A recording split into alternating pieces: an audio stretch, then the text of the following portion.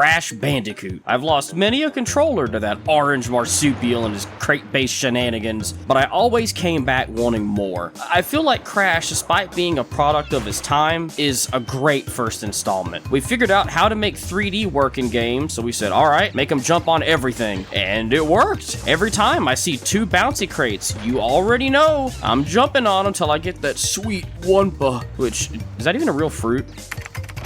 Oh, okay, no, it's not, which was kind of a stupid question, but it's theorized to be a mix of green apple and mango. All right, yeah, I can see it. That'd probably be pretty good. You know, despite being a simple fruit, they were just as, if not more appealing to collect, I feel like, than Spyro's gems, which is a game design marvel to make me want to risk falling into an infinite pit for a piece of fruit. For his debut, it actually feels really good to play. You don't have some of the funky, cool movement in the following games, but I wouldn't describe it as clunky, per se.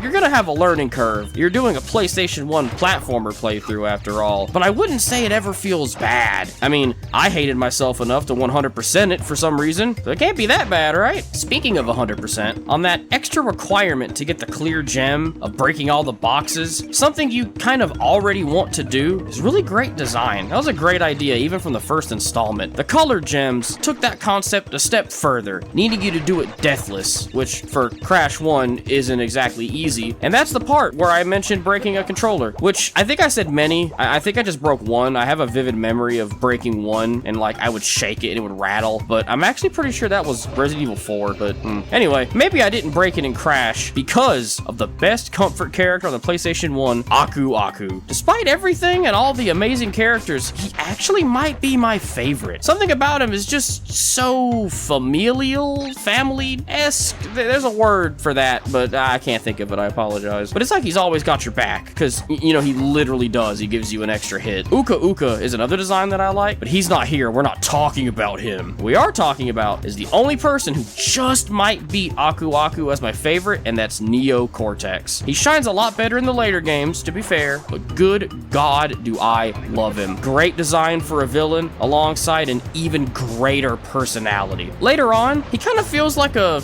distant cousin of Edward Richtofen, which I'm not saying is a bad thing. If anything, it's the exact opposite. It's just different. The levels being so thematic is really cool to me. You go from a dense jungle to this futuristic sci-fi place, which I love. I talked about it briefly in the Kirby video. I don't know why a lot of games do that, have like a futuristic section, but I mean, it's cool. I love it. A lot of people seem to love it because they keep doing it. All the lights and doodads and robots and stuff is pretty cool. Speaking of levels, I remember having one of those old box TVs that, you know, the one that if it fell on you, you would die. It was hanging on by a thread and duct tape. The level where you jump over the bridge and there's those transparent blocks over the gaps you have to jump on, they were legitimately, no joke, 100% invisible on that TV. I don't know if it was like because the white was washed out. I don't know what like settings it was, but I promise you they were not there. I had to move it to another TV just to beat it, but I was shockingly close to beating it on that other TV. Not the greatest memory back when I was a little stupid 6-year-old that probably got spitting mad at it, but it is funny to think back that that was even a thing back then. Those bonus levels you get by collecting the Tanya faces, and I think Cortex faces later on, or maybe it was Embryo, his lab assistant, I actually can't remember, but I have no earthly idea how you're supposed to beat those on the first try. Like, I feel like you're supposed to come back and do it again, like replay the level, but I mean, Jesus, those were insane. Luckily for me, I usually play on an emulator, and I don't have an issue in the world save scumming. The bosses aren't the craziest in the first game, especially Papu Papu, he's kind of mid, but you know what, whatever, it was your first time making it, you know, I'll give you a pass.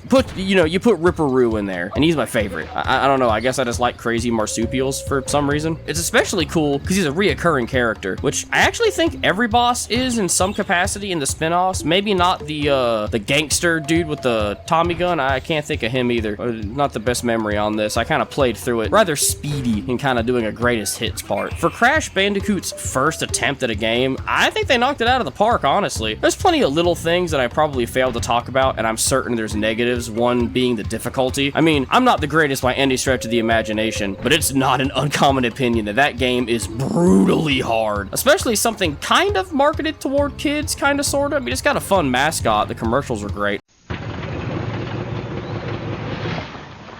Hey, plumber boy, mustache man, your worst nightmare has arrived. Pack up your stuff. I got a little surprise for you here. Check it out. What do you think about that?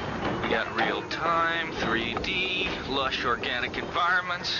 How's that make you feel, buddy? Feel a little like your days are numbered? I'm gonna have to ask you to leave. You're hurting my elbow. Is that Italian? No, Bandicoot is an Australian name. Oh my god, I could talk about those commercials for hours, but we're focusing on Crash 1 here. Simple yet effective, I think, if I had to sum it up in a sentence. It knows what it wants to do, and it only gets better going forward. Crash Bandicoot, great job. I'm excited to talk about the other games. Do you have any fun memories of Crash? Let me know in the comments below. Did you ever 100% any of them? Any rage-inducing moments, i.e. most of the latter half of the game? Well, let's talk about it. Thanks again so much for stopping by. As always, I was happy to have you. I'll see you in the next one.